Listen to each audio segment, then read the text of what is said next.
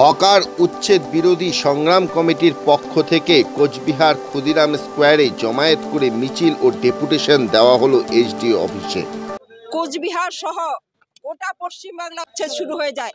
Hawker বিক্ষোভের মুখে পড়ে এবং জনসাধারণের প্রতিক্রিয়ার সামনে পড়ে মুখ্যমন্ত্রী ঘোষণা করেন, 27 তারিখে ঘোষণা করেন 1 মাস তিনি সময় নিয়ে চেয়ে নিয়েছেন যে 1 মাসের মধ্যে তিনি হকার উচ্ছেদ করবেন না। অথচ দুদিন পরেই দেখলাম যে গোটা পশ্চিমবাংলা সহ কোচবিহারেও একই সঙ্গে হকার উচ্ছেদ বুলডোজার দিয়ে সমস্ত দোকানপাট গুড়িয়ে দিয়েছে এবং বিভিন্ন জায়গায় মহিলারা পুরুষরা কান্নায় ভেঙে পড়েছে। এই বর্ষার দিনে তারা কি করে সন্তান সন্ততিকে খাওয়াবেন? মুখ্যমন্ত্রী গরিব মানুষের চোখের জলের মূল্য তার কাছে নেই। আমরা হকাররা হতবাক হয়ে গেছেন। মুখ্যমন্ত্রী নিজে নির্দেশ দিয়েছেন 1 মাস তিনি হকার উচ্ছেদ করবেন না, অথচ দুদিন পর থেকেই তিনি সমস্ত দোকানপাট গুড়িয়ে দিয়েছেন।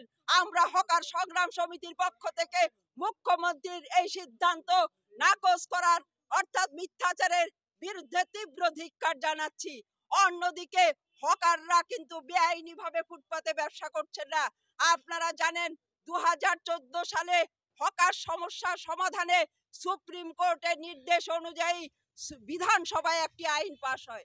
সেই আইনে পরিষ্কার আছে যে হকারদের ফুটপাতের 3 ভাগের 1 ভাগ অংশ ফুটপাত ব্যবসায়ীদের ব্যবসার জন্য ছেড়ে দিতে হবে। বিকল্প কর্মসংস্থানের ব্যবস্থা না করে কোনো সরকার হকার উচ্ছেদ করতে পারবে না।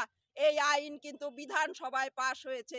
অথচ আমরা দেখছি সরকার আইনকে তোয়াক্কা না করে ফুটপাত ব্যবসায়ীরা নাকি দখলদারি, তারা নাকি জোর করে দখল করে আছে। যে মানুষগুলি জীবন জীবিকার জন্য সৎভাবে ড্রেনের উপর বসে কষ্টসাধ্য জীবন সংগ্রাম করছে, ড্রেনের উপর দুর্গন্ধের মধ্যে সকাল থেকে সন্ধ্যা পর্যন্ত সেখানে একটা শেডের নিচে বসে তারা কিভাবে ফুটপাতে ব্যবসা করছে। আপনারা কি চাচ্ছেন?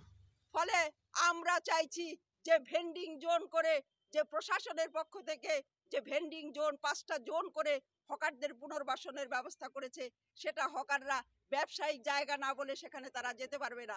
ফলে আমাদের বক্তব্য হলো তাহলে প্রশাসনের পক্ষ থেকে হকার প্রতিনিধি, পথচারী, বিশিষ্ট নাগরিকদের নিয়ে কমিটি করে তাদের মতামতের ভিত্তিতে হকার সমস্যা সমাধান করতে হবে। 2 নাম্বার হলো 2014 আইন অনুযায়ী হকারদের ফুটপাতের 1 অংশ, 3 ভাগের 1 অংশ হকারদের পুনর্বাসনের ব্যবস্থা করতে হবে। সেইটা ঠিক করে আপনারা কি করবেন? আমরা বৃহত্তর আন্দোলনের দিকে আরো যাব। আমার নাম জ্যোতিকা নাথ, এই হকার ব্যবসায়ী সমিতির আমি পক্ষে। বছরে 2 বার ভাঙছে। আমরা গরিব মানুষ, আমরা কি করে চলবো? আমাদের বাচ্চা কাচ্চা আছে, সংসার আছে, অসুখ বিসুখ আছে, আমরা কি করে চলবো? গেল বছর ভাঙছে, আবার এই বছর ভাঙলো। ড্রেন পরিষ্কার করবো, এইটা করবো, ওইটা করবো, কোনো কিচ্ছু করছে না। অথচ আমরা না কর্ম করে খেতে পাচ্ছি না। ডেইলি 20 টাকা করে ওনাদের দিতে লাগছে, ডেইলি 20 টাকা। ঘুরে বলুন, ট্যাক্সের লোককে দিচ্ছি, ট্যাক্স নিচ্ছে, ডেইলি ট্যাক্স নিচ্ছে। পৌরসভা থেকে দিচ্ছে, একদিন না দিলে পরের দিন বলে যায় কালকে দোকান করবেন না, টাকা দিতে পারছেন না, করবেন না। আজকে তো আমাদের প্লাস্টিক বা সব ভাঙিয়ে দিয়ে গেছে, সব ভাঙিয়ে দিয়ে গেছে। আজকে আমরা কি করে চলবো? আমরা কি করে চলবো? সারাদিন 2 মুঠ ভাত জোগাড় করতে বাচ্চা আমাদের বাচ্চা কথা নাই নেই, আমাদের বাচ্চা জামা কাপড় দিতে হবে না।